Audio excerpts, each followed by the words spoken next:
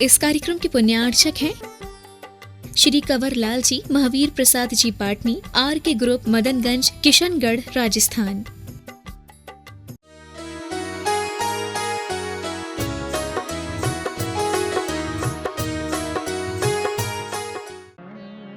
क्या नहीं हुआ उनके साथ। उनको मारने के लिए एक महल की रचना भी हुई और उस महल में आग भी लगाई गई, और वो महल जिसमें उन पांडवों को रखा गया, उनकी मां तक को रखा गया। देखो, एक भाई कितना गिर सकता है, आप इस बात से सोच सकते हो। एक भाई अपने भाइयों को मारने के लिए, अपनी मां को भी मारने के लिए, मां तो मां होती है, और एक योजना बना लेता है, और एक साथ उनको उसी घर में रख करके, उन्हें आग लगा करके, उस महल में आग लगा करके उन सबको जिंदा जलाने की योजना बना लेता है। लेकिन दुष्ट और अन्यायी लोग इस तरीके की योजनाएं बनाते हैं, बचाने वाला कौन होता है? बचाने वाला कौन होता है? अब सीख लो तुम। भले ही कौन सी ड्रेस में पहने हो, कौन सी ड्रेस पहन करके बैठे हो, जब तक तुम्हारी थिंकिंग चेंज नहीं होगी तब तक तुम सभा के सदस्य नहीं कहलाओगे। ये सीखना शुरू करो कि बचाने वाला कौन। गाने नहीं गाना है हमें, मारने वाला है भगवान बचाने, ये गाने नहीं सीखना है हमें। हमें कुछ तथ्य की बात सीखना है, रियलिटी सीखना है। मारने वाला है अधर्म और बचाने वाला है धर्म, हमें यह सीखना है। और धर्म और अधर्म किसी भगवान के पास नहीं होता है, धर्म और अधर्म हमारी आत्मा में होता है। इसलिए मारने वाला मेरा अधर्म और बचाने वाला मेरा धर्म, ये अगर सीख लोगे तो इस सभा में बैठने के योग्य हो जाओगे। सुन रहे हो? We have to change our thinking. अगर हम अपनी थिंकिंग को चेंज करने की सोचेंगे तभी हमारे अंदर राइट बिलीव आएगा, और जो हमने रॉन्ग बिलीव पाल रखे हैं वो सब हमारे अंदर से निकलेंगे, दूर होंगे। और ये सब तरह तरह के रॉन्ग बिलीव्स हैं। इसीलिए सबसे पहले ये कहा गया कि अगर आपके अंदर सम्यक दर्शन आ गया, आस्था विशुद्ध हो गई, तो बाकी की 15 भावनाएं आपके पास नहीं भी होंगी तो काम चल जाएगा। केवल एक भावना आपके लिए पर्याप्त हो जाएगी, जिसका नाम है दर्शन विशुद्धि। और ये 15 भावनाएं उसी एक दर्शन को, उसी आस्था को ही और बलवान बनाने के लिए हैं। और यहां यह कहा जा रहा है कि आपको इस तरह का विश्वास हो जाना चाहिए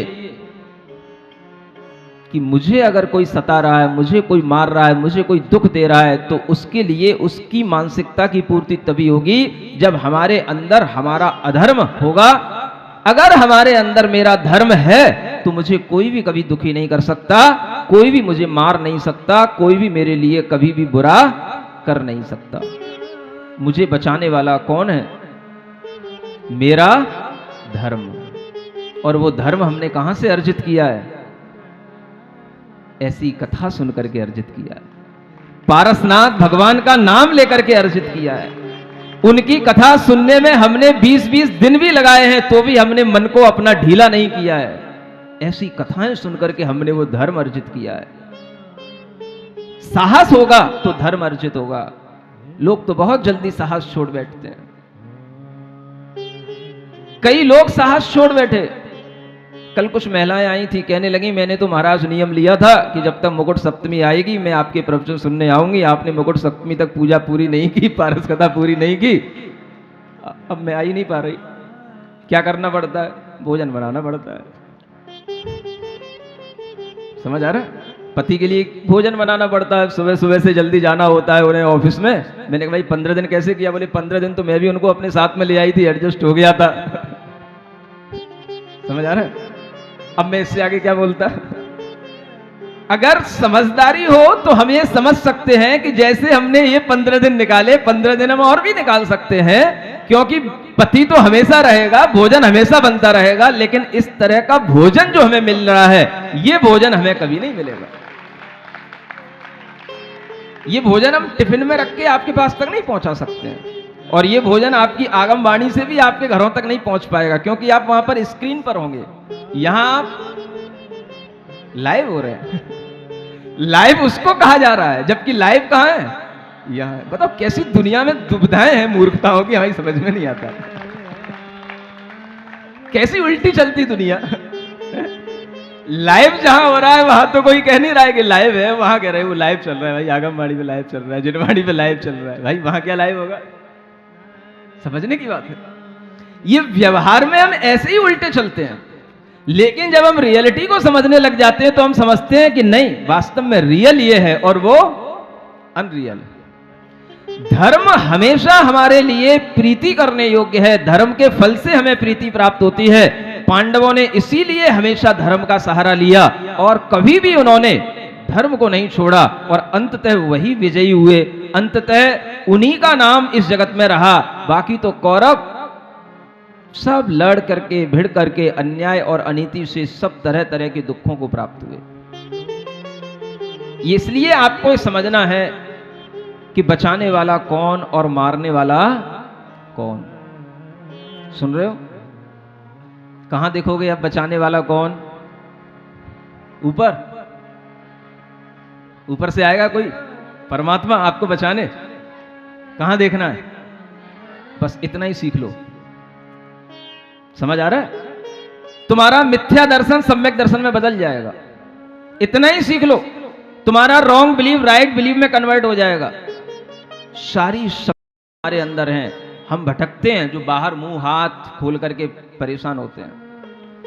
धर्म हमारे भीतर होता है, अधर्म हमारे भीतर होता है, पाप हमारे अंदर होता है, पुण्य हमारे अंदर होता है। पाप का फल हमारे लिए दुख देता है और पुण्य का फल हमारे लिए सुख देता है। अगर हमारे भीतर धर्म है तो हम किसी भी तरह के आग के महल में बैठकर के भी वहां से बचने की बुद्धि हमारे अंदर आ जाएगी और हम वहां से निकल जाएंगे। लोग समझेंगे कि ये मर गए, ये जल गए। वो वहां पर 5 और लोगों को वहां पर छोड़ गए और उनको जला हुआ देख करके उन्होंने समझ लिया कि ये मर गए और वो बहुत दूर निकल गए। 12 साल के बाद जब उनसे मुकाबला हुआ तब पता पड़ा ये पांडव अभी भी जिंदा हैं, कोई नहीं मार सकता। समझ आ रहा है? क्योंकि हमारा धर्म हमें जिलाता है। हमने सीखा है कि धर्म और धर्म के फल में जो व्यक्ति प्रीति करेगा वह हमेशा संवेग भावना को धारण करेगा। इसको बोलते हैं संवेग भावना। कौन सी भावना? संवेग, आवेग नहीं। क्या? हाँ, आवेग में हम बाहर कूदते हैं, हमारे लिए किसने बुरा कर दिया, हमें किसने मार दिया, हमारे लिए कौन परेशान कर रहा है। और संवेग में हम आंख बंद करके कहते हैं हमारे कर्म मुझे दुख दे रहे हैं, मेरा अधर्म भाव मेरे लिए आज दुख देने का कारण बन गया। कोई दुनिया में मुझे दुखी बनाने वाला नहीं, मेरा पाप ही मुझे दुखी बना रहा है। ये मैं अपने आप में जब आ जाता हूं तो इसी का नाम है संवेग। सुन रहे हो? अगर संवेग नहीं होगा तो क्या होगा? आवेग होगा, और वो आवेग आपका भगवान के प्रति भी हो सकता है। आप चिल्लाओगे भगवान के लिए बचाओ बचाओ, लेकिन कोई बचाने वाला नहीं आएगा तो आपकी भगवान से भी आस्था छूट सकती है। कोई बचाने वाला नहीं आया, समझ आ रहा है? लेकिन भगवान तुम्हें कब बचाने की बुद्धि दे दे वो तुम्हें पता नहीं होता है, और बुद्धि से ही हर कोई बचाता है। कोई भगवान कभी किसी को बचाने नहीं आता। सुन रहे हो? एक बार की बात है, एक जगह बाढ़ आई। क्या हुआ? हाँ, बाढ़ में बहुत से लोग पानी में डूब गए। और जब लोग डूब गए तो कुछ लोग तो डूबते ही चले गए, और कुछ ने क्या किया, वो अपने घरों की, मकानों की जो बड़ी बड़ी बिल्डिंगें थी उनके ऊपर चढ़ गए। जब चढ़ गए तो वहां पर बैठे बैठे सोच रहे हैं, पानी नीचे बह रहा है, कोई मुझे बचा ले। लेकिन वहां पर बैठे हुए लोगों को विश्वास था कि भगवान मुझे बचाएगा, भगवान मुझे बचाने आएगा, भगवान ही मुझे बचाने के लिए तैयार रहेगा, क्योंकि मैंने भगवान को ही केवल पुकारा है। सुन रहे हो? ऊपर से लोग बचाने के लिए आए, तरह तरह के हेलीकॉप्टरों से लोगों को बचाने के लिए। उनसे कहा कि भाई आ जाओ, इस पे चढ़ जाओ, इसको रस्सी को पकड़ लो, आपको बचा लेंगे, निकाल लेंगे इस बाढ़ से। बोले नहीं, हमें तो बचाने कौन आएगा? भगवान आएगा। समझ आ रहा है? एक बार आए, दो बार आए, उनने कहा नहीं, मुझे किसी प्लेन में नहीं जाना, मुझे किसी दूसरी जगह नहीं जाना, मुझे तो बचाने कौन आएगा? भगवान आएगा, तभी मैं यहां से जाऊंगा। 3 बार आए, एक भी नहीं चेगा वहां से। किसकी खुराक में, किसके इंतजार में बैठे थे? भगवान आएगा बचाने, भगवान आएगा बचाने। समझ आ रहा है? और जब 3 बार भी उनको बचाने के लिए जब लोग आए, वो नहीं गए, नहीं उठे, नहीं उन्होंने सहारा लिया, तो उसके बाद में वे लोग उस पानी के बढ़ने से डूब गए। और जब डूब गए तो डूबने के बाद में उन्हें फिर बचाने के लिए एक नाव वहां पर आ गई, और वो बचना नहीं चाहते थे, लेकिन फिर भी वो नाव उन्हें जबरदस्ती उन्हें अपने नाव में उन्हें बिठा करके उन्हें किनारे पर ले गई और उन्हें जाकर के अपने स्थान पर खड़ा कर दिया। समझ आ रहा है? अब जब उन लोगों से पूछा गया कि आप ऐसा क्यों कर रहे हैं, कि नहीं, मुझे बचाने तो भगवान आएगा, मुझे और किसी दूसरे पर विश्वास नहीं है। तब वहां से एक गुरु निकले। उसी किनारे पर एक गुरु थे, मुनि महाराज थे, और गुरु निकले तो उन्होंने उनसे पूछा, भाई क्या हो गया? तो कहने लगे कि मुझे सिखाया गया था कि मुझे बचाने मेरा भगवान आएगा, भगवान अभी तक बचाने नहीं आया, इसलिए मैं नाराज हूं भगवान से। तो उन गुरु ने उनको समझाया, भाई तुम्हें 3 बार बचाने के लिए ये प्लेन लगाया गया, तुम्हें 3 बार बचाने के लिए ऊपर से लोग आए, तुमसे कहा कि ये रस्सी पकड़ लो, सहारा ले लो, तब भी तुम नहीं माने, उसके बावजूद भी तुम डूब गए। फिर तुम्हें बचाने के लिए ये नाव आई और उसमें भी बैठे हुए लोगों ने तुम्हें बचाने की कोशिश की, लेकिन तुम उस पर भी नहीं आना चाह रहे थे, और आखिरकार उन्होंने जबरदस्ती करके तुमको बचा लिया। तुम ये सोचो कि ये भगवान का रूप नहीं है, तो और कौन सा भगवान तुम्हारे सामने बन करके आएगा? ये भगवान का मतलब ये नहीं होता कि कोई भगवान हमारे सामने बचाने आ रहा है। अगर तुम्हारा धर्म भीतर है तो कोई ना कोई जो तुम्हें बचाने आ रहा है, वो समझ लेना कि ये हमारा धर्म ही हमारा भगवान है, और ये उसी धर्म का फल है जिसके माध्यम से हम बच गए। कौन भगवान तुम्हें बचाने आएगा? इसलिए आज से अपने मन के अंदर एक भाव पैदा कर लेना कि अगर मुझे कोई बचाने वाला भी सामने आता है तो वो किससे आएगा? मेरे धर्म के फल से आएगा। और अगर कोई बचाने वाला सामने नहीं आ पाता है तो वो मेरे अधर्म के, पाप के फल के कारण से मुझे नहीं बचा पाएगा। इसलिए मेरा धर्म ही मुझे जलाने वाला है और मेरा अधर्म ही मुझे मारने वाला है। क्या करोगे अब? ये जो गाना बना हुआ है इसको सुनना बंद कर दोगे कि इसके ऊपर केस करोगे? क्या करोगे? कुछ नहीं करना, अपने को तो खुद अपने आप को चेंज करना है। समझ में आ रहा है? बस हमें इस बात का विश्वास आ जाना चाहिए कि जलाने वाला मेरा धर्म और मारने वाला मेरा अधर्म। अगर ये आ गया तो आपके लिए ये संवेग भावना आ जाएगी, और यही संवेग भावना आपको एक अच्छा लीडर बनाने में सहयोग करेगी। आगे पढ़ते हैं।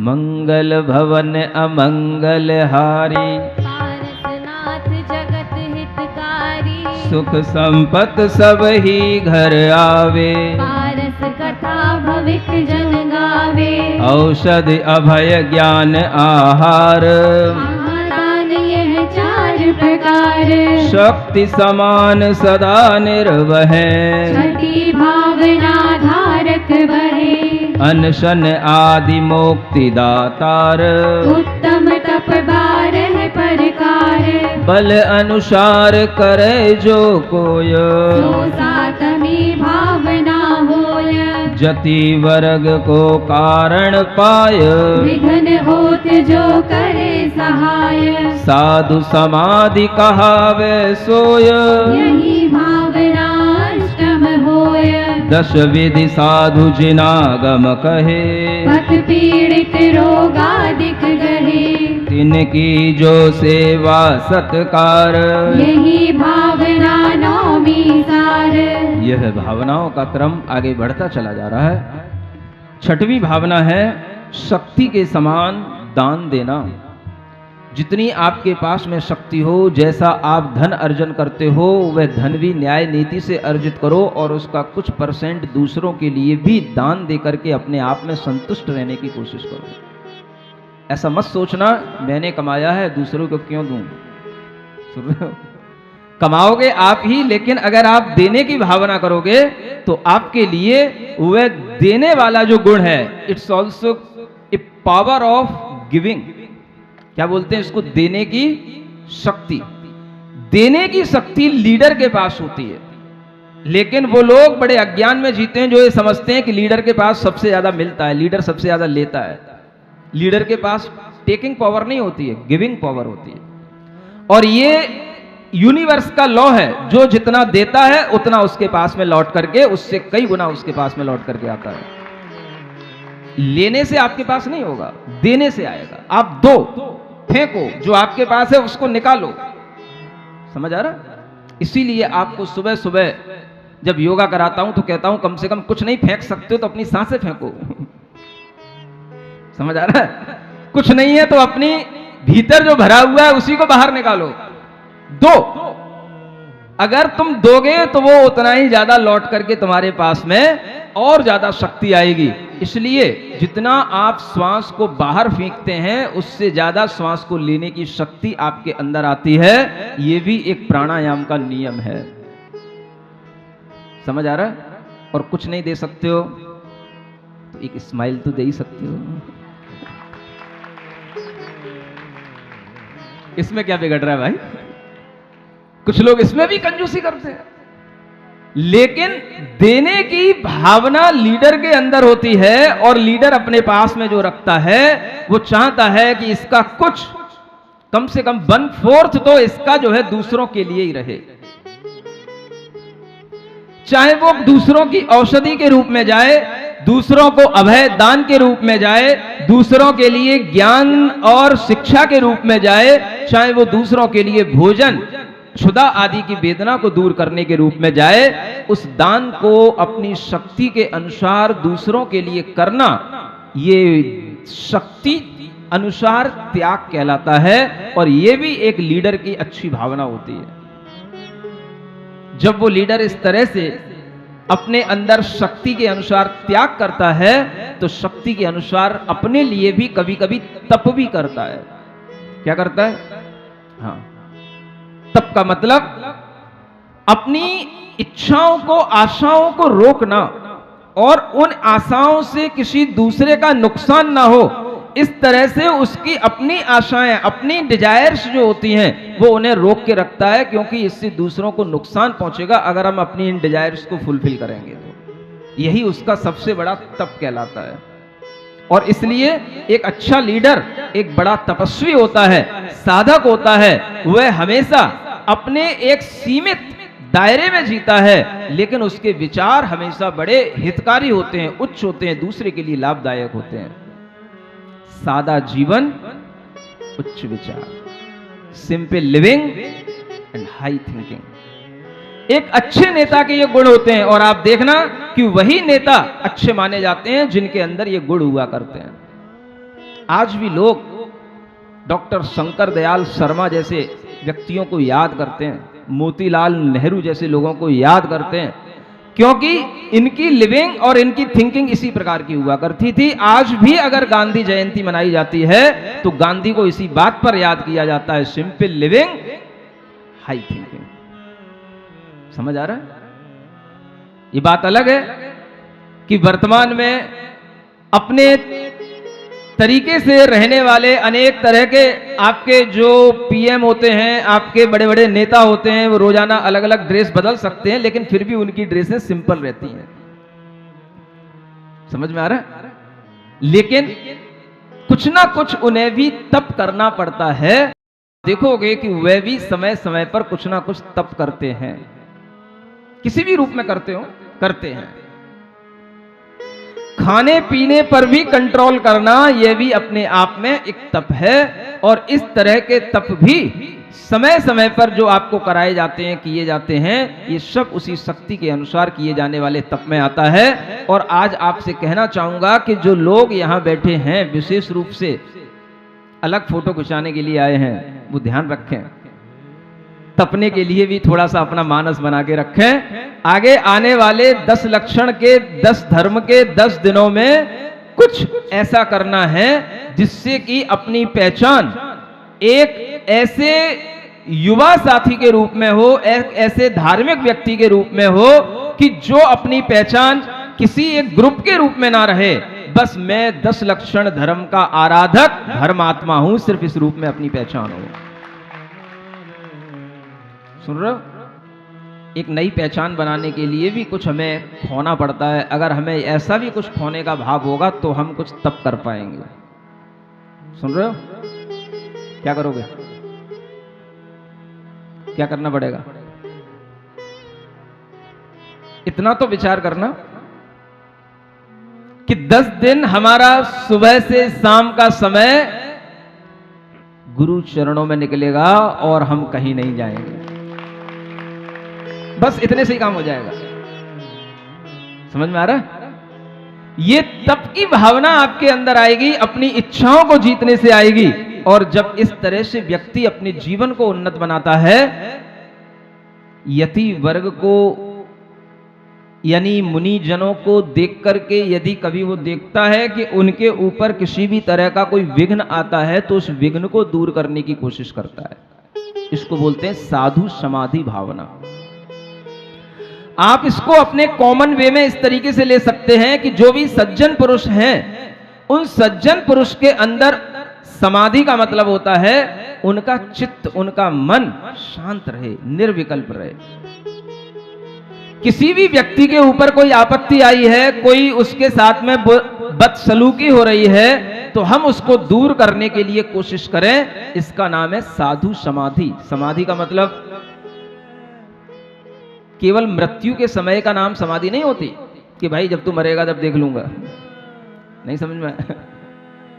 समाधि का मतलब है चित्त में निर्विकल्पता होना, मन अशांत नहीं होना, मन की शांति कहीं खो ना जाए। अगर किसी कारण से किसी के मन में कोई दुविधा है, विकल्प हैं, परेशानियां हैं, तो उसको दूर करने की कोशिश करना भी साधु समाधि भावना है। एक अच्छे लीडर की ये पहचान होती है कि वो अपने आसपास किसी भी दुखी व्यक्ति को देख करके, निकट में बंधुजनों को भी दुखी देख करके, पड़ोसी जनों को भी दुखी देख करके उनके दुख को दूर करने की भावना करता है। इसका नाम क्या समझना? साधु समाधि। और साधु समाधि के साथ ही एक और भावना होती है कि जो किसी भी तरह के रोग आदि से पीड़ित हैं, ऐसे लोगों को देख करके उनके रोगों को दूर करना, उनकी सेवा सत्कार करना, इसका नाम है वैयावृत्ति। क्या बोलते हैं? हाँ, वैयावृत्ति। क्या सुन रहे हो? वो तो महाराज हम रोजाना करते ही हैं। अभी नहीं कर रहे हो कुछ भी। अभी तो आप केवल एक संस्कार डाल रहे हो, ये समझ रहे हो कि हाँ वैयावृत्ति होती है। लेकिन वास्तव में वैयावृत्ति कब होती है?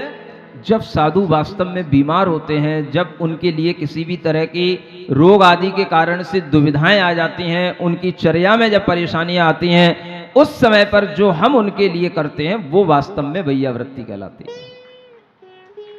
समझ आ रहा है? और जब साधु के लिए करना है तो साधु माने साधु भी होता है, और साधु माने कोई भी सामान्य व्यक्ति भी जो साधु प्रकृति का है? आपके ग्रुप का, आपके पड़ोस का, कोई भी आपका निकट रहने वाला व्यक्ति जो अच्छा सज्जन प्रकृति का है, उसके लिए भी अगर कोई रोग आ जाते हैं, व्याधियां आ जाती हैं, तो उन्हें भी दूर करने की कोशिश करना, ये भी क्या है? एक अच्छे नेता का काम होता है कि नहीं होता है? जब कोरोना आया था तो सब अच्छे बुरे सबकी पहचान हो गई थी। अच्छे लोग उस समय पर भी अच्छा कर रहे थे, लोगों को ऑक्सीजन दिलाना, इंजेक्शन दिलाना, लोगों को कहीं पर भी हॉस्पिटल तक पहुंचाना, किसी भी तरीके की उनके लिए एम्बुलेंस की व्यवस्था करना, ये सब क्या है? ये उस समय पर जिनके अंदर ये लीडिंग क्वालिटी होती हैं, वो उस समय पर भी अपने लिए ये भावना करके ये सब काम कर रहे थे। और जिनके पास में ऐसी लीडर क्वालिटियां नहीं होती हैं, तो वो क्या कर रहे थे? वो दूसरों का फायदा भी उठा रहे थे। बहुत से लोग, समझ आ रहा है? जब जरूरत पड़ी कि भाई एम्बुलेंस की जरूरत है, वही एम्बुलेंस 1000 रुपए में होती है, वही 4000 लग रहे हैं। समझ आ रहा है? जो इंजेक्शन किसी भी तरीके का लेबल लगा करके, जो इंजेक्शन 100 रुपए का है, 500 रुपए का है, 1000 रुपए का है, वही 10-10 हजार का बिक रहा है। लोगों ने लूटने में भी कमी नहीं की है। सज्जन और दुर्जन हमेशा होते हैं। अगर आपके अंदर लीडरशिप की क्वालिटी है, तो आप हमेशा दूसरों के लिए अच्छा करोगे, और ये सब क्वालिटियां आपके लिए काम आती हैं। और इसी तरह की क्वालिटी का नाम है साधु वैयावृत्ति, सेवा करना। आगे पढ़ते हैं। परम पूज्य आत्म अरहंत अतुल अनंत चतुष्टयवंत, जिनकी धुति नहीं पूजा भाव, दशम भावना भव जल नाव। जिनवर कथित अर्थ अवधार, रचना करे अनेक प्रकार।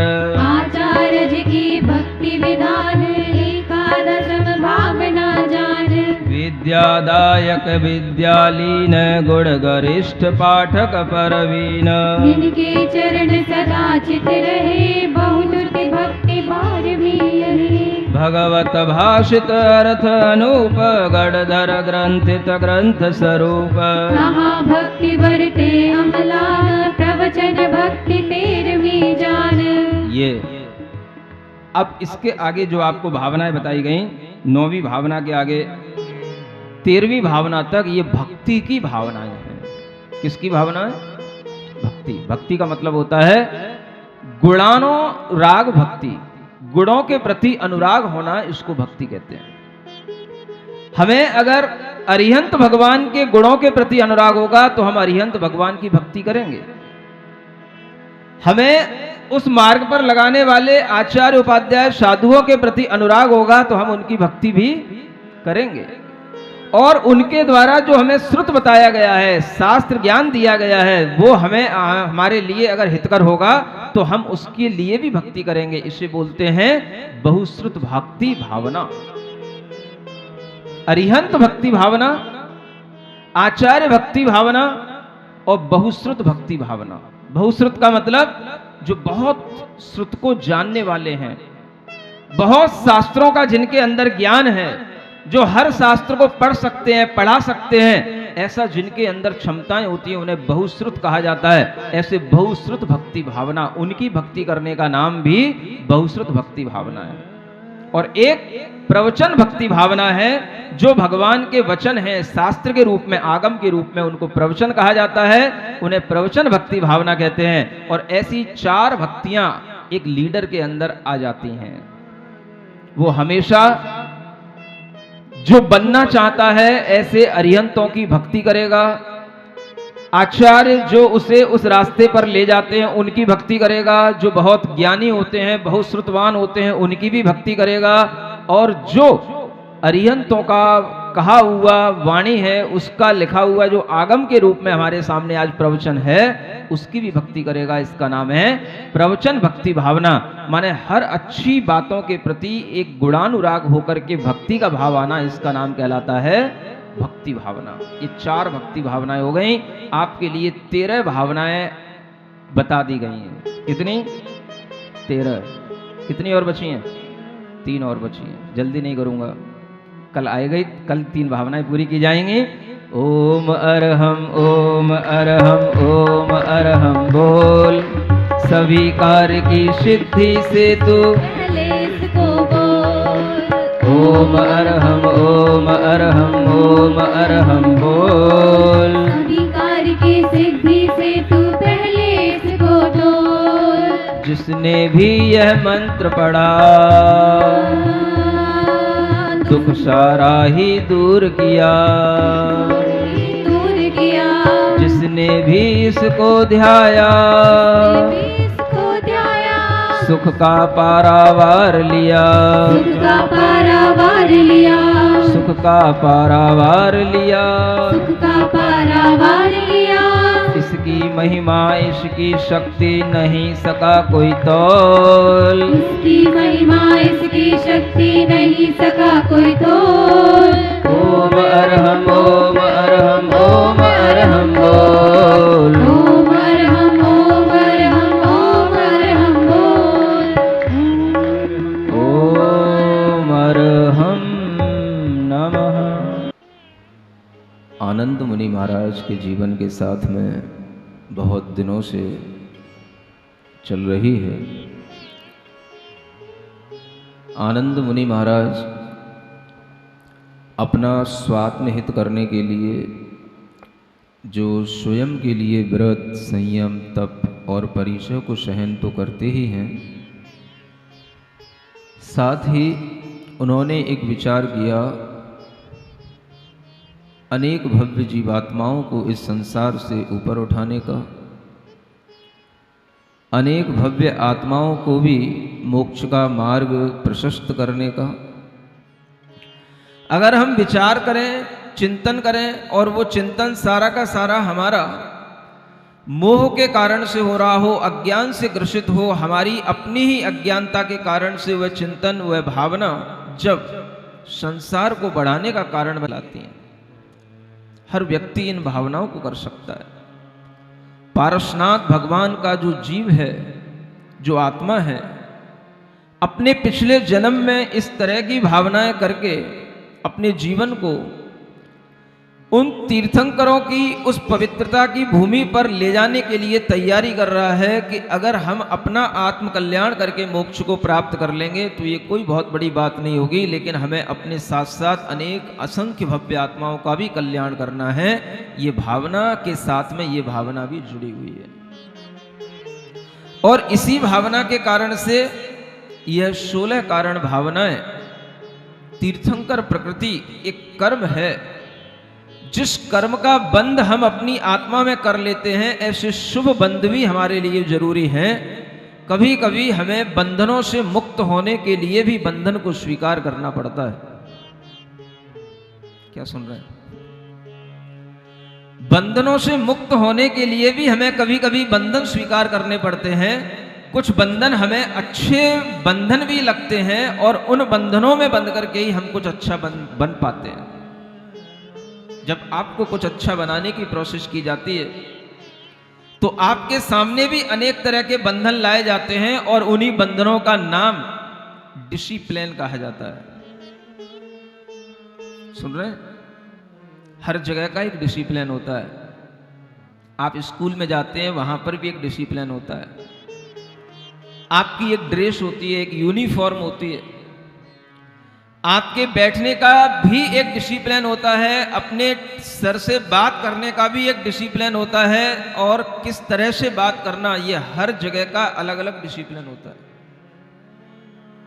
आप कभी मिलिट्री के आदमी को देखेंगे तो आपको पता पड़ेगा, वो अगर अपने से कोई बड़ा आता है तो किस तरह से सैल्यूट करते हैं, किस तरह से उनको सलामी देते हैं और किस तरह से उनका सम्मान करते हैं। वो उनके सम्मान करने का एक अलग ढंग है। जब आप अपनी क्लास में बैठे होते हैं, आपके टीचर आते हैं, आप अगर अपनी ही जगह पर उठ करके खड़े हो जाते हैं तो ये भी आपका एक रेस्पेक्ट है, ये भी वहां का डिसिप्लिन है। एक यूनिफॉर्म में आना, एक यूनिफॉर्मिटी बना के रखना, ये भी एक डिसिप्लिन कहलाता है। और इसी तरह के डिसिप्लिन के साथ में जब हम चलते हैं तो यही हमारे लिए अनुशासन, यही हमारे लिए आत्मानुशासन बन जाता है, अगर हमें वो भीतर से आनंद देने लग जाए। बंधन तब तक बंधन होते हैं जब तक हम उन्हें मजबूरी के साथ स्वीकार करते हैं। जब वो बंधन हमारे लिए लगने लग जाता है कि इन बंधनों से हमारी शक्तियां बढ़ रही हैं, इन बंधनों से हमारा विकास हो रहा है, इन बंधनों के माध्यम से हमारा अपने निकट आना हो रहा है, तो वह बंधन हमारा आत्मानुशासन कहलाने लग जाता है। अनुशासन से आत्मानुशासन की ओर आना,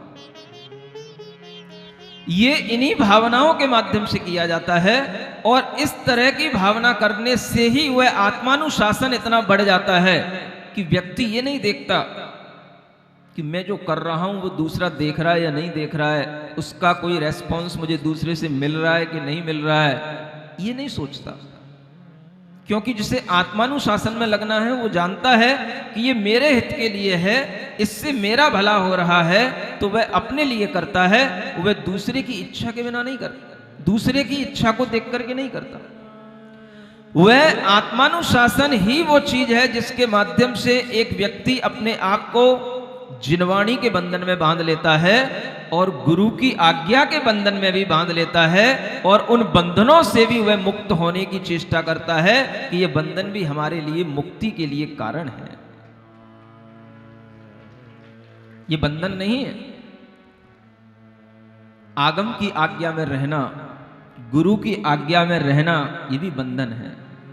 लेकिन इन बंधनों के बिना कभी मुक्ति नहीं मिलती। ये बंधन ही तो है जो आप अपने मन में कोई भी संकल्प लेते हो और मुनि महाराज के पास आकर के कहते हो महाराज मैं नियम लेना चाहता हूं। यहां क्यों बताते हो? जब नियम ही लेना है आपको, आप कहीं भी नहीं जाकर नियम ले लो। आप अपनी इस उपस्थिति को दर्ज कराना चाहते हो, अपने नियम को ये बताना चाहते हो कि महाराज आपको भी ये पता रहे कि मैंने नियम लिया है, और जब कभी मेरे उस नियम में कोई कमी आए मैं आपके पास आऊं तो आप हमारे कान भी पकड़ सको, आप हमें प्रायश्चित भी दे सको और ये कह सको कि ये गलती की है तो ये गलती सुधार लेना, अब ऐसा मत करना। आप खुद ही तो चाहते बंधन, ये बंधन नहीं है। एक नियम लेकर के, एक संकल्प लेकर के हम गुरु से बंध जाते हैं और गुरु के समक्ष अपनी प्रस्तुति इस रूप में कर देते हैं कि हम आपको स्वीकार करते हैं, आपको मानते हैं और आप हमें सतपथ पर चलाना, इसलिए मैं आपसे नियम लेता हूं, और जब उस नियम में कोई कमी हो जाए तो मैं प्रायश्चित भी लेने आपके ही पास आऊंगा, क्योंकि मैंने नियम आपसे लिया है। देखो कितना अच्छा बंधन है। एक ऐसा बंधन जिसमें बंध करके जीव खुश हो, एक ऐसा बंधन जिसमें बंधने के बाद भी जीव को लगे कि मैं मुक्त हो रहा हूं। कुछ ऐसे भी बंधन होते हैं, उन्हें शुभ बंधन कहे जाते हैं। तीर्थंकर प्रकृति का बंध भी एक ऐसा ही बंध है जो मुक्ति के लिए कारण है, और जो व्यक्ति एक बार ऐसे बंध में बंध जाता है तो आचार्य कहते हैं अगले ही जन्म में उसके लिए मुक्ति नियम से मिलती है, जब वो मनुष्य पर्याय को धारण करेगा, नियामक हो जाता है। एक बार अगर इस तीर्थंकर प्रकृति की भावनाओं से तीर्थंकर नाम कर्म का शुभ बंध हो गया तो यह जीव अब की बार अगर इस मनुष्य भाव में तीर्थंकर नहीं बन पाया, अरिहंत नहीं बन पाया, तो अगला जब भी मनुष्य भाव धारण करेगा तो वह जीव नियम से तीर्थंकर बनेगा, अरिहंत बनेगा, और बहुत बड़ी समोसरण की सभा लगेगी जिसमें असंख्य जीवों का कल्याण करेगा। ये भावनाएं हजारों सागरों पहले से, हजारों वर्ष पहले से, असंख्यात वर्ष पहले से एक आत्मा ये भावना कर रहा है, तब कहीं जाकर के जब तीर्थंकरों का समय चल रहा होगा, यहाँ चतुर्थ काल चल रहा होगा, तब ऐसा जीव जन्म लेगा, और इस तरह के संस्कार वर्षों वर्षों पहले अर्जित किए जा रहे हैं।